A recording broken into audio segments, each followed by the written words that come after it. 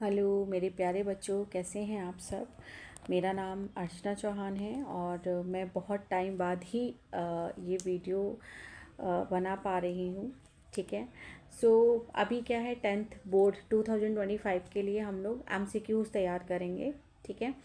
And MCQs बहुत ही ज़्यादा role play करता है आपके मार्क्स को इम्प्रूव करने में। एंड जैसे कि मैं CBSE बोर्ड कॉपीज़ चेकिंग के लिए भी जाती हूँ, तो मैं वहाँ देखती हूँ कि बच्चे बहुत ज़्यादा MCQs में मिस्टेक्स करते हैं। उनको ये नहीं समझ आता है कि MCQs के आंसर्स किस तरीके से लिखने चाहिए। तो अगर आप बच्चों ये समझते हो कि अगर मैंने MCQ सॉल्व किया है ना, आपको लगा कि आपने MCQ सॉल्व कर दिया एंड उसके बाद आप क्या कर रहे हो, केवल इस तरीके से लिखते रहो कि क्वेश्चन नंबर 1 है ना, और यहाँ पर पूरा आपने सॉल्व कर दिया और यहाँ पर सॉल्यूशन उसका लिख दिया, यहाँ आपका आंसर सॉल्व करके आ गया। बट यू डिडेंट मेंशन कि वो ऑप्शन कौन सा है ना। बस आपने सॉल्व कर दिया, वो भी कहीं रफ में सॉल्व कर दिया, और आप ये सब लिखना कुछ भी भूल जाते हो तो आपको मार्क्स नहीं मिलते हैं, है ना। आपको प्रॉपर बताना होता है। तो बताने का तरीका क्या होता है, MCQ को लिखने का, आंसर्स लिखने का तरीका क्या होता है कि मान लीजिए मुझे क्वेश्चन 1 का आंसर लिखना है, तो आप सिंपली लिखेंगे पहला सेक्शन A आपने यहाँ पर लिखना होगा, है ना। सेक्शन A आप लिखोगे। सेक्शन A में जो क्वेश्चन नंबर 1 है उसको लिखेंगे एंड मान लेते हैं कि इस क्वेश्चन नंबर 1 का ऑप्शन A करेक्ट है एंड उसके बाद उसका ऑप्शन में जो स्टेटमेंट है वो भी आप लिखेंगे। ठीक है। अब इसका जो भी कैलकुलेशन है, कैलकुलेशन पार्ट है, आप चाहे तो रफ में करें, रफ पेज बनाकर करें, अदरवाइज एक लाइन इस तरीके से ड्रॉ कर लें साथ में, यहाँ पर इसकी पूरा कैलकुलेशन कर दें एंड इस तरीके से आप लिखें। ठीक है। ऐसे ही फिर जब सेकंड क्वेश्चन होगा तो मान लो सेकंड क्वेश्चन का B पार्ट सही है और उसका ऑप्शन जो है मान लेते हैं 400 है। ठीक। तो इस तरीके से आपको लिखना है। तो जो बच्चे ये 3 चीज़ें मेंशन करते हैं MCQs में, उनको बहुत अच्छे मार्क्स और प्यार से मिल जाते हैं। एंड आप कितने भी कैलकुलेशन कर लें और आप ये चीज़ें मेंशन नहीं करते हैं, ना ऑप्शन लिखते हैं, ना ऑप्शन का स्टेटमेंट लिखते हैं।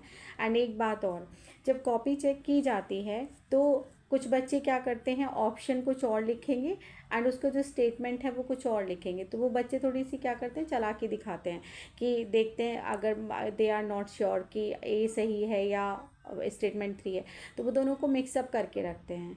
तो उस केस में बेटा क्या होता है कि आपका जो ऑप्शन लिखा है ये नहीं वैलिड होता है, इसको नहीं माना जाता है।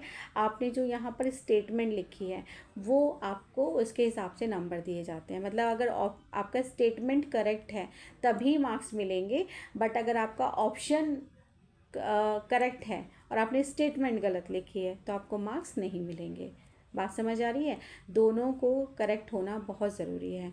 अब जैसे कुछ बच्चों को हम लोग देखते हैं कि वो क्या करते हैं कि दो दो ऑप्शन लिख देते हैं। लाइक क्वेश्चन नंबर 1 है and they are not sure कि A सही है कि B सही है, तो वो A भी लिखेंगे और B भी लिखेंगे, दोनों लिख देंगे। उनको लगता है कि वहाँ पे जो एग्जामिनर है वो कोई एक कट करके उनको मार्क्स दे देगा, बट बेटा ऐसा नहीं होता है। इस केस में आपको 0 मार्क्स मिलता है ना।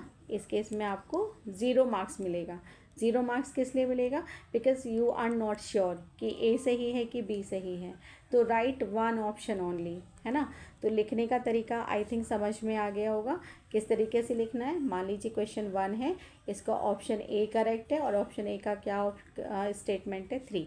बस ये 3 चीज़ें आप लिख दें। जो कैलकुलेशन पार्ट है वो आप यहाँ साइड से कर दें या कोई भी रफ पेज में कर दें। इस बात का विशेष ख्याल रखेंगे। 20 क्वेश्चंस आपके एक ही पेज पर आ जाने चाहिए सेक्शन ए के। ऐसा नहीं करेंगे कि कुछ क्वेश्चंस आपने यहाँ कर दिए फिर 5 पेज छोड़कर फिर आप वहाँ कर रहे हैं। ठीक है बेटा। चलिए तो आज स्टार्ट करते हैं chapter 1 of RD Sharma. Chapter name is real numbers and this is for class 10th। Okay. कोशिश करें 10 to 20 MCQs डेली सॉल्व करने की। जो भी चैप्टर्स आप कर चुके हैं, RD शर्मा से करें, RS अग्रवाल से करें, या फिर NCERT एग्जाम्पलर उठाएं, या फिर कोई भी सैम्पल पेपर्स आप लें, ठीक है, वो आप सॉल्व करें, डेली सॉल्व करें। 10 to 20 questions daily MCQ solve करने की हैबिट बनाएं। उन क्वेश्चंस को सॉल्व किए बिना नहीं सोना है, ऐसा आपने टारगेट करना है। चलिए स्टार्ट करते हैं। क्वेश्चन 1 क्या है कि the exponent of 5 in the prime factorisation of 3750। तो उसके लिए हमें क्या करना होगा, 3750 के फैक्टर्स करने होंगे, राइट।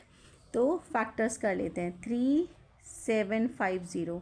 तो देखो बच्चों ये कट हो जाएगा, 5 से हम कट कर लेते हैं इसको, 5 7 टाइम्स 35 एंड 5 5 जा 25 एंड 0, फिर 5 से कट कर सकते हैं 1 टाइम, 5 5 टाइम्स 25 0 एंड 5 3 जा 15 हो जाएगा बेटा, एंड 5 6 जा 30 हो गया, है ना। और 2 से ये 3 टाइम्स चला जाएगा। अब क्वेश्चन रीड करो, उसने कहा है कि the exponent of 5 in the prime factorisation. तो बेटा 5 की पावर यहाँ पर कितना बन जा रही है, 4 बन जा रही है, ठीक है। इसके फैक्टर्स हमने करे तो 5 की पावर कितनी बन रही है, 4 बन रही है। तो हमें एक्सपोनेंट यहाँ पर बताना है। तो इसका जो ऑप्शन करेक्ट होगा वो आपका बी पार्ट हो, बी ऑप्शन हो जाएगा, है ना। तो क्वेश्चन नंबर 1 का बी ऑप्शन करेक्ट हुआ 4। नाउ सेकेंड वन है the LCM of two numbers is 1200 which of the following can not be the HCF. तो इसके लिए यहाँ पर एक छोटी सी बात है जो आपको ध्यान रखनी है कि जो भी नंबर्स आपको दिए हुए हों उससे उस एलसीएम को डिवाइड करना है। क्या करना है, डिवाइड करना है। तो जिस नंबर से वो एग्जैक्टली डिविजिबल नहीं होगा, है ना, वो उसका एचसीएफ नहीं हो सकता। तो आप 600 से डिवाइड करें, यस एग्जैक्टली डिविजिबल है 2 टाइम्स, ओके। एंड 500 से डिवाइड करें तो ये इससे डिवाइड नहीं हो रहा है। आगे भी चेक कर सकते हैं, 400 से भी डिवाइड है और 200 से भी 1200 एग्जैक्टली डिविजिबल है। तो उसका जो करेक्ट ऑप्शन है वो क्या है, B, that is 500। Now third question है इफ़ एन इक्वल्स टू, ये आपको गिवन है, then the number of constitutive zeros in N where N is a natural number. तो हमें यहाँ पर बताना है कि कॉन्स्टिट्यूटिव जीरोज कितने होंगे जब एन कोई एक नेचुरल नंबर है। तो आपने देखो यहाँ पर क्या करना है, मल्टीप्लाई करो। देखो ज़रा यहाँ पर 2 की पावर 3 है ना, तो कितना बनेगा, ये 8 बनेगा। एंड यहाँ पर 5 की पावर कितना है, 4 है। तो 5 5 times 25, 25 times 125 and it is 625, ठीक है, इस तरीके से। और यहाँ पर 3 और 7 को मल्टीप्लाई करके कोई ज़ीरो नहीं बनेगा, तो यहाँ पर ही हम इसको मल्टीप्लाई कर सकते हैं। तो एक तरीका बच्चों देखो यहाँ पे बहुत इजी सा मुझे समझ आ रहा है जो मैं आपको बताना चाह रही हूँ। देखो 2 की पावर 3 है और यहाँ पर 5 की पावर 4 है, तो इसका मतलब 2 इंटू 2 इंटू 2 हुआ ये, एंड ये वाला 5 multiply by 5 multiply by 5 multiply by 5, ठीक है। तो इससे इसको मल्टीप्लाई करोगे तो 10 मिलेगा, यहाँ इसको मल्टीप्लाई करोगे तो भी 10 मिलेगा, और यहाँ पर भी इसको मल्टीप्लाई करोगे तो बेटा 10 मिलेगा। तो ये बन जाएगा कितना, 1000, ठीक है। तो 1000 में नंबर ऑफ़ जीरोस चेक करो कितने हुए, 3। That's why it's answer is B option, ठीक है। ये आपको बात याद रखनी होगी कि केवल उन नंबर्स को हमें फाइंड आउट करना होगा जिन नंबर्स को मल्टीप्लाई करने पर ज़ीरो आता है, लाइक 2 5 टाइम्स 10, है ना, ये आपको मिलेगा, तभी आप चेकआउट कर पाओगे, ओके। बाकी पूरे नंबर को मल्टीप्लाई करने की कोई ज़रूरत नहीं है, ठीक। क्वेश्चन नंबर 4 क्या है, एंड उसने हमसे पूछा है कि the sum of exponent of prime factors in the prime factorization of 196, the sum of exponents of the prime factors of the, okay। तो बेटा जी पहले तो इसके 196 के आप क्या करेंगे, फैक्टर्स करेंगे, ठीक है। तो 2 9 टाइम्स 18, 2 8 जा 16, 2 4 जा 8 हो जाएगा, एंड 2 9 जा 18, एंड बेटा 7 7 जा 49, इतना हो गया। अब उसने बोला है the sum of the exponents of the prime factors. तो बेटा 2 की पावर 2 है और 7 की पावर 2 है, ये इसमें इसके एक्सपोनेंट्स हो गए। कौन से, इसका भी एक्सपोनेंट 2 है, इसका एक्सपोनेंट 2 है, तो 2 + 2 बेटू कितना आ गया, 4 आ गया, है ना। तो इसमें कहीं है 4 option, yes we have option C, ठीक है। 4th का सी आपका करेक्ट आंसर आ जाएगा। कैसे आया ये बात समझ आ गई होगी आपको, ओके। चलिए क्वेश्चन नंबर 5, उसने पूछे कि if 2 positive integers A and B are written, a = x³ y² and b = xy³ तो ये आपके एक्स वाई प्राइम नंबर्स हो गए। एंड उसने बोले then the result obtained by dividing the product of the positive integers A B by the LCM of A B. तो देखो यहाँ ध्यान से थोड़ा पढ़ना है। Then the result obtained by dividing the product of the positive integers, इन दोनों का प्रोडक्ट कर लो, कितना होगा X cube Y square and X Y cube. इसको हमें डिवाइड करना है एलसीएम ऑफ ए बी। तो बेटा एलसीएम निकालने का तरीका क्या होता है, आप ए और बी में से एक्स की हाईएस्ट पावर निकालिए, कितना है एक्स की पावर 3 होगा, है ना। ऐसे ही y का हाईएस्ट पावर कितना है बेटे, y की पावर 3 है। तो अब हमें इसको डिवाइड करना है, ठीक है। डिवाइड आप करेंगे तो देखो क्या बनेगा, एक्स क्यूब से एक्स क्यूब कट हो गया, वाई क्यूब से वाई क्यूब कट हो गया, तो आपके पास क्या आया बच्चे, वाई स्क्वायर एक्स आ गया। तो जो फिफ्थ है उसका बी ऑप्शन करेक्ट है। देखो ध्यान से, बी ऑप्शन में आपके पास है, मैंने वाई स्क्वायर एक्स लिखा था, यहाँ पर एक्स वाई स्क्वायर लिखा है, बिकॉज प्रोडक्ट इज कम्यूटेटिव, है ना, तो एक्स वाई स्क्वायर इसका करेक्ट ऑप्शन हो जाएगा। नाउ क्वेश्चन नंबर 6 चेक करते हैं क्या है। If two positive integers a and b are expressible in the form this b and q। Sorry बेटा ये कभी कभी मोबाइल में हो जाता है, जस्ट वेट। ओके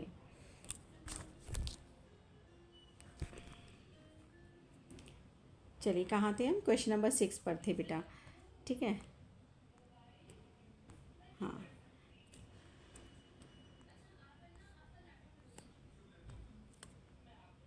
चलिए question number 6, if two positive integers A and B are expressible in the form prime numbers then LCM of A and B. तो बहुत ही इजी हो गया एलसीएम, मैंने अभी आपको समझाया था कि एलसीएम हम कैसे निकालते हैं, कि दोनों नंबर्स में हाईएस्ट पावर चेक करो पी की, कितना होगा बेटा पी क्यूब हो जाएगा, and highest power of Q it is Q square. Okay तो क्वेश्चन नंबर 6 का आपके पास पी क्यूब क्यू स्क्वायर है, तो इसका मतलब सी ऑप्शन जो है वो करेक्ट होगा, ठीक है बेटा। चलिए नेक्स्ट क्वेश्चन नंबर 7, उसने पूछा है क्वेश्चन नंबर 6 से ही रिलेटेड है ये, एंड पूछा उन्होंने कि क्वेश्चन नंबर 6 में इनका एचसीएफ क्या होगा। तो देखो एचसीएफ निकालने की भी मैं शॉर्ट ट्रिक आपको बताती हूँ। जैसे एलसीएम में तो हम हाईएस्ट पावर को चूज़ करते हैं, ऐसे ही जब एचसीएफ निकालेंगे तो उसमें लोएस्ट पावर को देखते हैं। तो ए और बी में पी की लोएस्ट पावर क्या है बेटा, इट्स 1, है ना। ऐसे ही क्यू स्क्वायर और क्यू में इसकी लोएस्ट पावर क्या है क्यू, तो इट इज़ पी क्यू। तो क्वेश्चन नंबर 6 का कौन सा ऑप्शन सही होगा, इट्स क्वेश्चन नंबर 6 के सारे ऑप्शन छुप गए हैं, सॉरी क्वेश्चन नंबर 6 नहीं, सेवेंथ का जो ऑप्शन ए है वो करेक्ट हो जाएगा। ओके बेटा, इट्स पी क्यू, है ना। चलिए नेक्स्ट क्या है, if two positive integers m and n are expressible in the form of this where p and q are prime numbers। तो आपने बेटा जी यहाँ पर निकालना है HCF। ओके तो निकाल दो जल्दी से, देखो ज़रा चेक करके HCF क्या होगा, लोएस्ट पावर चेक करो p की, तो it is p, and q की लोएस्ट पावर q स्क्वायर। तो 8th का आपका बी ऑप्शन से ही हो जाएगा पी क्यू स्क्वायर, ठीक है। नाउ क्वेश्चन नंबर 9, उसने पूछा है कि एचसीएफ ऑफ 95 एंड 152।